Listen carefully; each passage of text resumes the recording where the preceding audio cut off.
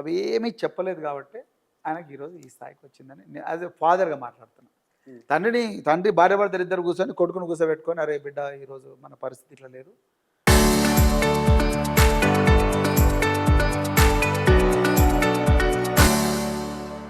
నువ్వు ఏం చేసినా కూడా మాకే వస్తుంది, మన పబ్లిక్ లైఫ్లో ఉన్నాము అని చెప్పి కాళ్ళ మీద పడి కొడుకు మీద, అటు నువ్వు ఇంకోసారి ఇవి చేయకుండా, నీకు ప్రాబ్లం ఉన్నట్టుంది, ఈ తాగుడు అలవాటు అయింది, సిగరెట్లు, ఈ ఇన్స్టాగ్రాము, తర్వాత అమ్మాయిలతో చాటింగ్లు, ఇవన్నీ మంచివి కావు, మనం బాధ్యతమైన పొజిషన్లో ఉన్నాం, ఇవన్నీ బంద్ చేసుకో అని చెప్పి వేరే దేశాలకన్నా పంపించాలి, లేకపోతే ఏదైనా ఆశ్రమంలో కూర్చోబెట్టి కొన్ని రోజులు సాధువుగానే ఉండు బిడ్డ అని చెప్పి, సాధుజీవిగా బతుకు బిడ్డ, లేకపోతే సాధులో సంతులో ఉంటారుగా, వాళ్ళతో మా కొడుకుని తీసుకుపోండి కొన్ని రోజులు, వాడి జీవితం అంతా భారత ఇప్పుడు స్వాములు దీక్షలు చేస్తారు కదా, ఆ విధంగా నేను మొన్న ఒక ప్రశ్న వేసిన.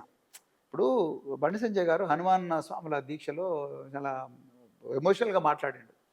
నాకు అర్థం కాదు ఏంటంటే, ఈ పిల్లగాడు ఎప్పుడు ఈ దీక్షలు చేయలే. మరి తండ్రి ఏమో దీక్షలు చేయమని అవి అంటున్నాడు, సంతోషం, కానీ సొంత కొడుకుతో కూడా దీక్షలు చేయించాలిగా. మరి చేసి అతనిలో శుద్ధీకరణ జరగాలి కదా.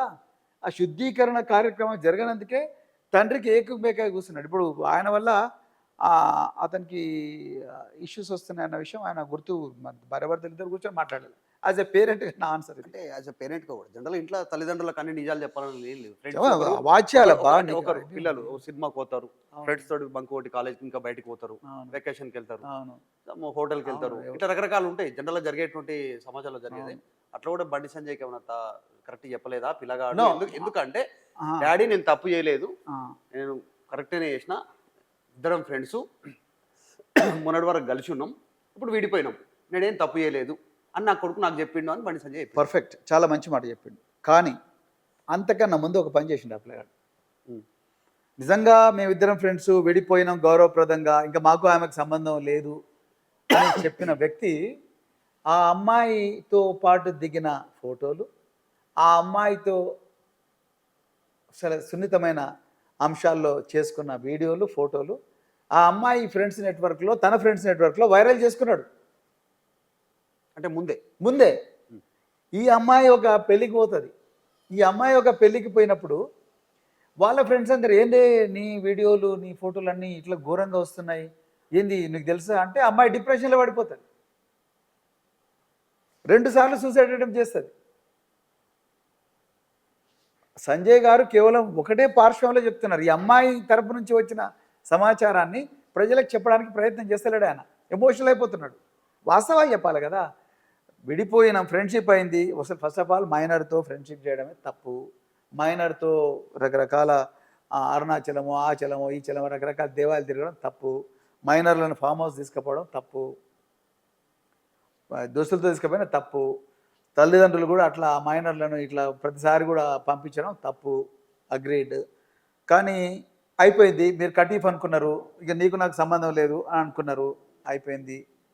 మరి దాని తర్వాత ఈ అమ్మాయి వీడియోలు అందరికీ చేసిండ్రు. ఆ అమ్మాయి ఏం ఆలోచించింది, వీడు ఇవాళ నా వీడియోలు రిలీజ్ చేసిండు, రేపు అగర్సే నా జీవితం ఇంకా ముందరికి పోతుంది, సరే నేను కటీఫ్ అనుకున్నాను, నేను ముందరికి పోతుంది, నేను ఇంకా పోతా, నేను కూడా ఒక గృహిణి అవుతా, నన్ను ఇంకా లైఫ్లో ఇంకా ముందరికి పోవాలి కదా, ఒక లైఫ్లో అన్ని దశలు ఉంటాయి కదా. తర్వాత ఇవే వీడియోలు పెట్టుకొని ఈ దుర్మార్గుడు నన్ను మళ్ళీ బ్లాక్మెయిల్ చేస్తే నా జీవితం ఏం కావాలి? నా జీవితంలోకి వచ్చిన ఇంకొక వ్యక్తి ఏమనుకుంటాడు నా గురించి? నా పరిస్థితి ఏంది? ఆ విధంగా ఆ అమ్మాయిని అప్రిషియేట్ చేయాలి. అంటే మొండిగా నిలబడ్డది. వాళ్ళ తల్లిదండ్రులకు ధైర్యం ఇచ్చింది ఆ అమ్మాయి, కొట్లాడండి డైరెక్ట్ అని చెప్పి. చిన్నగా ఉన్నప్పుడు అబ్బాయిలు తప్పు చేస్తారు. మధు, నేను తప్పు చేయకూడదు. ఇప్పటివరకు వాళ్ళ కుటుంబంలో ఎవరు లేరు, వాళ్ళకి వెనకాల ఎవరు సపోర్ట్, ఎవరుంటే ఎవరు వస్తలేరు. ఇప్పటి నుంచి బీఆర్ఎస్ ఉంటుందా?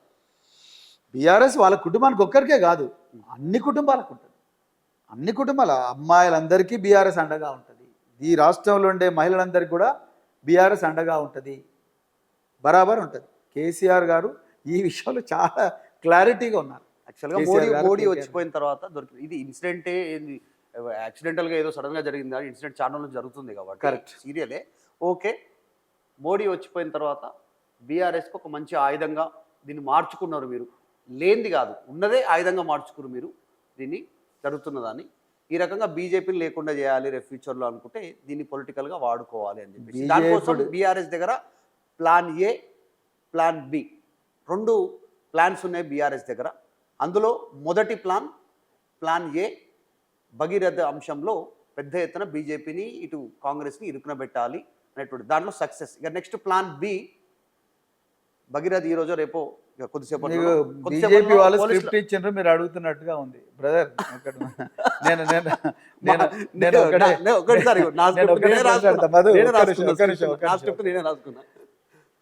మా లక్ష్యం ప్లాన్ బి వచ్చేసి నెక్స్ట్ భగీరథ్ లొంగిపోయినా, పోలీసులు పట్టుకున్నా, పోలీసుల దగ్గరికి వచ్చినా, రిమాండ్ అయినా ప్లాన్ బి అమలు చేస్తుంది బీఆర్ఎస్. ఆ ప్లాన్ బిఏ బండి సంజయ్ రాజీనామా చేయాలి.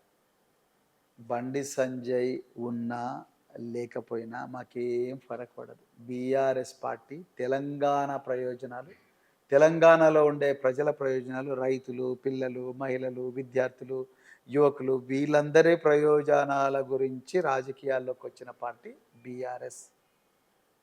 రైట్?